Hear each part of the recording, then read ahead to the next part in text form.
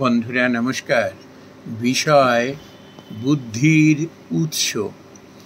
বন্ধুরা, কথায় বলে এরকম যে বুদ্ধিং ইয়স্য বলং তস্য। যার মধ্যে বুদ্ধি আছে তারই মধ্যে বল আছে। আমরা ছোটবেলা থেকে এটা আমাদের শেখানো হতো যে মাসেল পাওয়ার দিয়ে সবসময় কিছু হয় না। আসল যে জিনিসটি কিছু করে দেখাতে পারে সেটা হলো বুদ্ধি। আচ্ছা, আমি এটা শুরুতেই একটা যদি কাহিনী দিয়ে শুরু করা যায় তাহলে জিনিসটা খুব আরও পরিষ্কার হবে। আমরা দ্য মার্চেন্ট অফ ভেনিস পড়েছিলাম না, আপনারা অনেকে জানেন। তো সেখানে সাইলক একটু নিষ্ঠুর প্রকৃতির ছিল, সুদখোর। তো তার স্বভাবের মধ্যেও খুব নিষ্ঠুরতা ছিল। একজনকে এরকম ধার দেওয়ার পরে সে ধার শোধ করতে পারেনি, কিন্তু চুক্তি মতো এরকম হলো তার শরীর থেকে 1 পাউন্ড মাংস যিনি ধার নিয়েছিলেন তার শরীর থেকে 1 পাউন্ড মাংস কেটে নেবে সেই ধারের দেনা শোধ করতে। সে বেচারি তো খুব ভেঙে পড়েছেন। এর মধ্যে একজন শুভবুদ্ধি সম্পন্ন মানুষ, তিনি উপায় ঠাউরে দিলেন। সাইলককে তিনি বললেন কি, যে দেখো, চুক্তি হয়েছে তুমি শুধু 1 পাউন্ড মাংস কেটে নেবে, কিন্তু এই মাংস কাটতে গিয়ে যদি রক্তপাত হয় তাহলে কিন্তু তুমি দোষে দোষী হবে, অপরাধী হবে তুমি। কেননা তোমার চুক্তিতে মাংসের কথাই বলা হয়েছে, রক্তপাত হবে এ কথা উল্লেখ নেই। রক্তপাতহীন অবস্থায় তোমায় ওই মাংস 1 পাউন্ড কেটে নিতে হবে। যদি রক্তপাত হয় তাহলে তোমার শাস্তি তুমি এড়াতে পারবে না, ভয়ঙ্কর শাস্তি। এটা থেকে বোঝাই যায় যে কিভাবে সেই সাইলক বুদ্ধির কাছে পরাজিত হয়েছিল। তো বন্ধুরা, মানুষ যত বড় বড় কাজ করেছে পেশির জোরে হয়নি, হয়েছে হলো বুদ্ধির জোরে। যত বড় বড় কাজ হয়েছে, দুঃসাহসিক কাজ হয়েছে, সব বুদ্ধির জোরে। বন্ধুরা, এখন এই বুদ্ধির উৎস কি? বুদ্ধির উৎস হলো জ্ঞান। যার মধ্যে জ্ঞান আছে তার মধ্যে কতগুলো চারিত্রিক লক্ষণ ফুটে বেড়ায়। সে কখনো কিন্তু ভয়ে ভীত হয় না, সব সময় কিন্তু নিজেকে ধীর স্থির রাখতে পারে। এই ধীর স্থির রাখতে পারে বলেই তার বুদ্ধি হয় জায়গা মতো শানিত। সে খুব প্রত্যুৎপন্নমতি সম্পন্ন ব্যক্তি হয়। অবস্থার পরিপ্রেক্ষিতে তার মাথা থেকে ঠিক সঠিক বুদ্ধিটি বেরিয়ে আসে। এর মূলে হলো জ্ঞান। এই জ্ঞান কিভাবে অর্জন করা যায়? যে কোনো মানুষ যদি তার ইচ্ছে থাকে সেই জ্ঞান অর্জন করতে পারে। যে যত জ্ঞান অর্জন করতে পারবে তার মধ্যেই এই মানবিক এবং চারিত্রিক বৈশিষ্ট্যগুলো তার মধ্যে দেখা যায়। সে যে কোনো কাজ নির্ভয়ে করতে পারে, তার কোনো ভয় বলে কিছু থাকে না। সে এরকম দুঃখে কখনো ভেঙে পড়ে না, উদ্বিগ্ন হয়ে পড়ে না, আবার সুখেও একেবারে উচ্ছ্বসিত হয়ে লাফালাফি করা এটি সে করে না। That person has the ability to control his emotion. এই ইমোশনটাকে কন্ট্রোল করাই হলো একটা মস্ত বড় ওয়ার্ড। যে তার ইমোশনকে কন্ট্রোল করতে পারে সে নিজেকে স্থির রাখতে পারে। এখন শ্রীমদ্ ভগবদ গীতায় কিন্তু এই জ্ঞান অর্জন কিভাবে করতে হয়, আর জ্ঞান অর্জন যদি হয় সেই মানুষ কি গুণের অধিকারী হয় এরকম বলা হয়েছে। শ্রদ্ধাবান লভতে জ্ঞানম, ফার্স্ট কন্ডিশন শ্রদ্ধাবান, সেই জ্ঞান লাভ করে। শ্রদ্ধা মানে এখানে ইচ্ছে,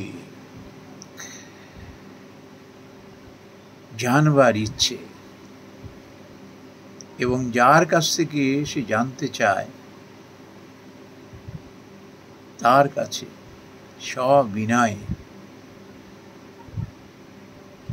তার সঙ্গ করা, তাকে ভক্তি করা, শ্রদ্ধা করা। শুধু তাই নয়, আমরা একলব্যের কথা জানি না? Dronacharya refused to teach him the archery. তখন সে কি করলেন? শ্রদ্ধা কিরকম, ওই দ্রোণাচার্যের গুণের প্রতি তিনি এতই অনুরক্ত ছিলেন, এত তার প্রতি শ্রদ্ধা ছিল, ভক্তি ছিল, যে দ্রোণাচার্যের একটা মূর্তি তৈরি করে তার সামনেই সে এই ধনুর্বিদ্যা শিখতে শুরু করল এবং জীবনে সফল হল। শ্রদ্ধা। এই অফিস কাছারিতে যে সমস্ত মানুষ খুব খুব কর্মপটু হয়, তার কারণ হলো কি, খুব শ্রদ্ধা সহযোগে নিষ্ঠার সঙ্গে সে কাজটা করে বলে সে খুব পটু হয়, অন্যের থেকে সে আলাদা হয়, হাটকে। শ্রদ্ধা। একটা মানুষের মধ্যে যদি শ্রদ্ধা জাগে, সে যা চাইবে তাই হবে।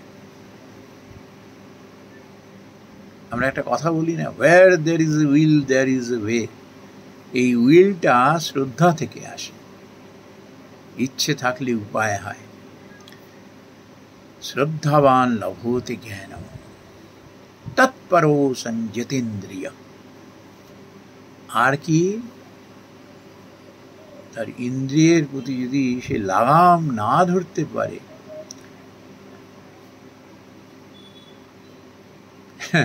ঠাকুর একটা কথা বলেছেন, কামিনী কাঞ্চন। একটা মানুষের অধঃপতনের মূলই হলো কামিনী কাঞ্চন।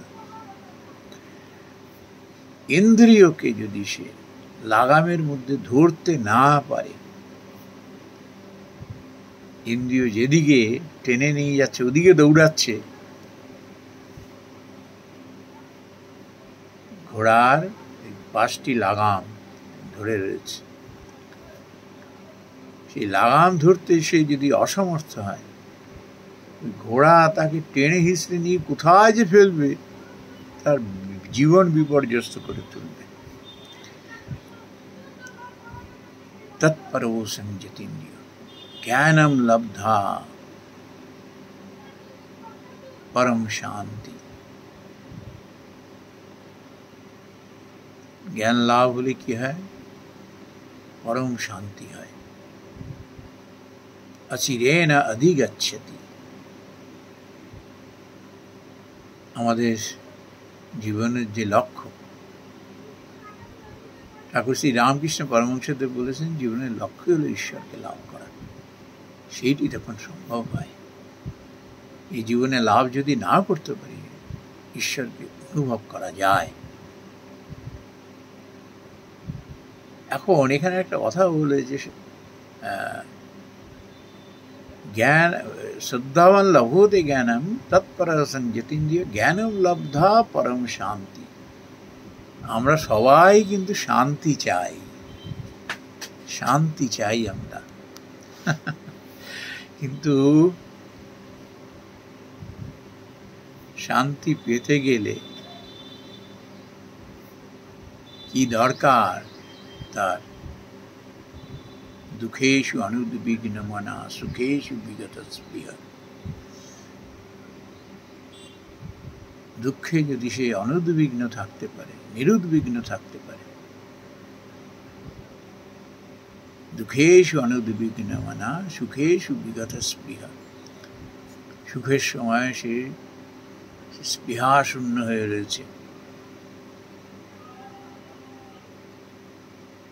ভীত রাগ ভয় ক্রোধ, ভীত রাগ অনুরাগ, অ্যাটাচমেন্ট, আমরা এটা চাই, এটা না হলে হবে না, আমার জীবন ব্যর্থ হয়ে যাবে।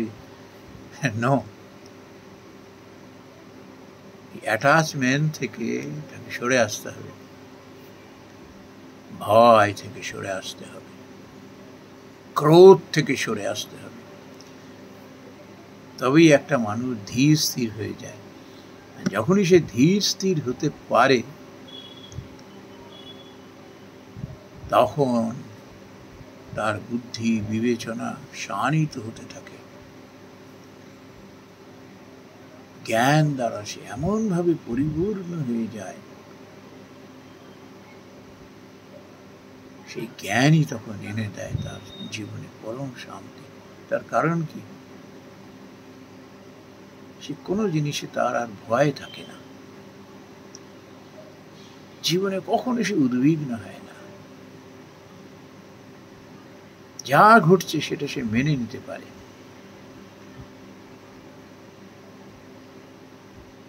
কিন্তু লড়াই থেকে সে পিছু হটে না, তারপরে যেটি হয় সেটি সে মেনে নিতে পারে। এই যে চারিত্রিক বৈশিষ্ট্যগুলো একটা মানুষের মধ্যে আসে, তার মূলে হলো জ্ঞান। এই জন্য তার বুদ্ধিও খুব শানিত হয়,